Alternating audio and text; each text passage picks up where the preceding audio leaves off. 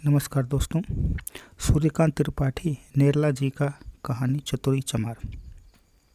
चतुरी चमार डाकखाना चमियानी मौजूदा गढ़कला उन्नाव का एक कादमिनी बासिंदा है।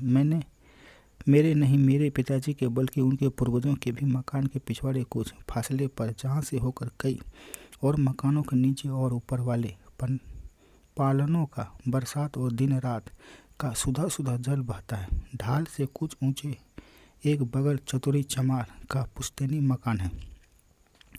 मेरी इच्छा होती है कि चतुरी के लिए गोरवे बहुवचनम लिखूं, क्योंकि साधारण लोगों की जीवन चरित्र या ऐसे ही कुछ लिखने के लिए सुप्रसिद्ध संपादक पंडित बनारसी दास चतुर्वेदी द्वारा दिया हुआ आचार्य द्विवेदी जी का प्रोत्साहन पढ़कर मेरी श्रद्धा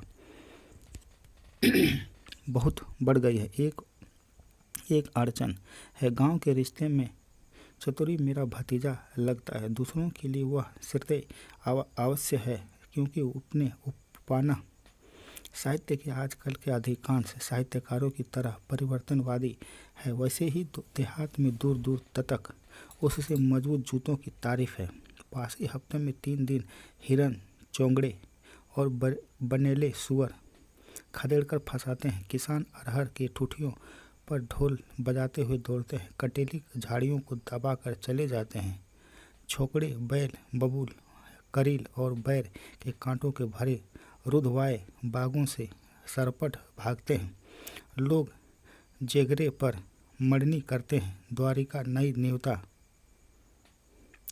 बांटता हुआ 2 साल में 2000 कोस से ज़्यादा चलता है। चतुरी के जूते अपरिवर्तनवाद के चुस्त जैसे टस से मस नहीं होते। यह जरूर है कि चतुरी के जूते जिला वांदा में जूतों की वजन में हल्के हैं। संभव है चित्रकूट के इर्द गिर्द होने के कारण वहाँ के चर्मकार भाइयों को राम जी के तपस्या का प्रभाव पड़ा हो, इसलिए उनका साहित्य ज़्यादा ठासा हुआ। चतुरी बेगैरा लखनऊ के नज़दीकी होने के कारण नवाब के साय में आए हो। उन दिनों गांव में रहता था। घर बगल में होने के कारण बैठे हुए ही मालूम कर लिया कि चतुर्वेदी आदिकों के संत साहित्य का अधिक मर्मज्ञ है। केवल चिट्ठी लिखने का ज्ञान न होने के कारण एक क्रिय होकर भी भिन्न फल है। वे पात्र और पुस्तकों के संपादक है। यह जूतों का एक रोज मैंने चतुरी आदि के लिए चरम मंगवाकर अपने ही दरवाजे बैठकर लगवाई। चतुरी उम्र में मेरे चाचा जी से कुछ छोटा होगा। कई घरों में लड़के बच्चे समय चरस, सरित, रघुपति, पद, नेहू, लोध आदि के सहयोग से मरीचदार डल्फिया लेकर वह रात 8 बजे आकर हट गया। कबीरदास, तुलसीदास, सूरदास, फुलतुदास आदि ज्ञात अज्ञात अनेक संतों के भजन होने लगे। पहले मैं निर्गुण शब्द का केवल अर्थ लिया था। लोगों को निर्गुण पद है कहकर संगीत की प्रशंसा करते हुए सुनकर हंसता था। अब गंभीर हो जाया करता हूँ। जैसे उम्र की बाढ़ में साथ अकल बढ़ती है, वैसे मचिया पर बैठकर भजन सुनने लगा। चतुरी आश्चर्य कंठ से लोगों को भूले पदों से याद दिला दिया करता। मुझे मालूम हुआ चतुरी कबीर पदावली का विशेषज्ञ है। मुझसे उनके कहा, काका मैं निर्गुण पद बड़े बड़े विद्वान नहीं समझते हैं, फिर शायद मुझे भी नहीं विद्वानों की कोटि में शुमार। कब बोला इस पद पर मतलब? मैंने उतरे गले में बात काटकर उड़ते हुए कहा, चतुरी आज गा लो, कल सुबह आकर मतलब समझाना। मतलब से गाने की तलब चली जाएगी। तुम्हारी रखाकर गंभीर हो गया। फिर उसी तरह डिक्टेट करता रहा। बीच बीच में ओजस्विता लाने के लिए चरस की पूट लगती रही। गाने में मुझे बड़ा आनंद आया। ताल पर तालियां देख कर मैंने भी सहयोग किया कि वे लोग ऊंचे दरवाजे में उन लोगों गीतों का मतलब समझते थे। उनकी निष्ठा पर यह एक आश्चर्य मेरे साथ रहा। बहुत से गाने अलंकारिक थे, वे उनका भी मतलब समझाते थे। रात में बैठा रहा। मुझे मालूम न था कि भगत कराने के अर्थ में रात भर गंवाने के हैं। तब तक आधी रात चरस की ख़त्म हो हुई थी।